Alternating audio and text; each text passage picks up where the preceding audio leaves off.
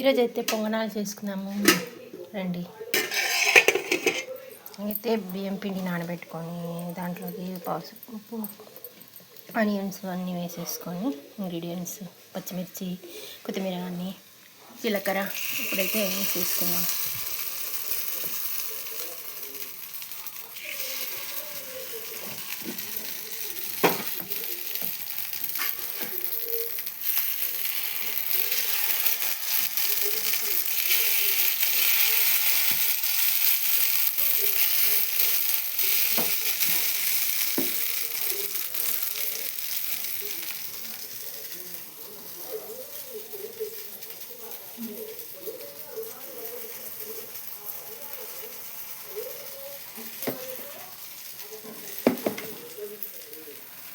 దాంట్లోకి అయితే పల్లి చట్నీ, బుడ్డల చట్నీ అనమాట. పొంగనాలు అయితే రెడీ. ఇంకా వీటిని అయితే టర్న్ చేసుకుందాము.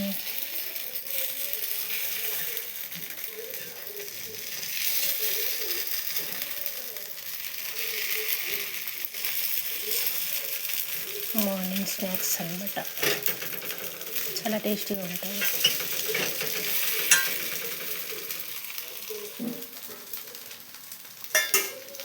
పొంగనాలు అయితే రెడీ.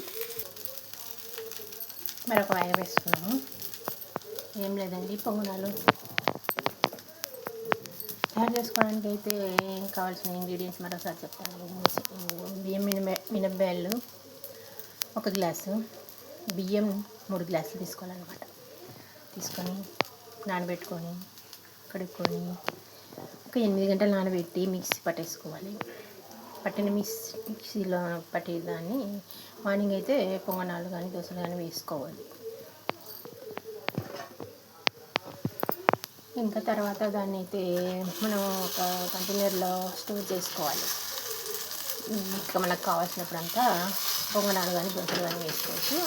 మనం తీసి ఎత్తి కాస్త ఒక గిన్నెలో వేసుకొని సాల్ట్, సొల్లపొడి కలుపుకొని ఆనియన్స్, పచ్చిమిర్చి, ఉప్పు మొత్తం వేసేసుకొని జీలకర్ర కలుపుకొని ఇలాగా పొంగనాలు అయితే వేసేసుకోవాలి. దోశలు అయితే నార్మల్ దాంట్లో ప్లెయిన్ దోశలు, ఎగ్ దోశలు, కారం దోశలు ఉంటాయన్నమాట. మనమైతే ఇప్పుడు పొంగనాలు చేసుకున్నాం. ఏం లేదండి, ఇంకా అంతే. ఆయిల్ అయితే వేసుకొని ఇంకా ఇంట్లో అందరికి వేయాలి కదా,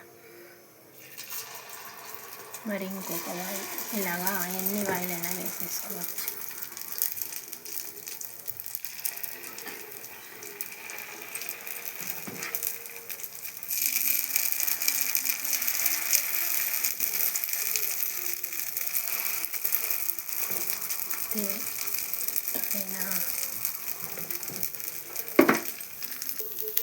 కొత్తగా ఎవరైనా మన ఛానల్ని కనుక చూస్తుంటే సబ్స్క్రైబ్ చేసుకొని సపోర్ట్ చేయండి. వీడియో కనుక నచ్చితే లైక్ చేయండి, సబ్స్క్రైబ్ చేసుకోండి. Thank you. మరొక వీడియోలో కలుద్దాం.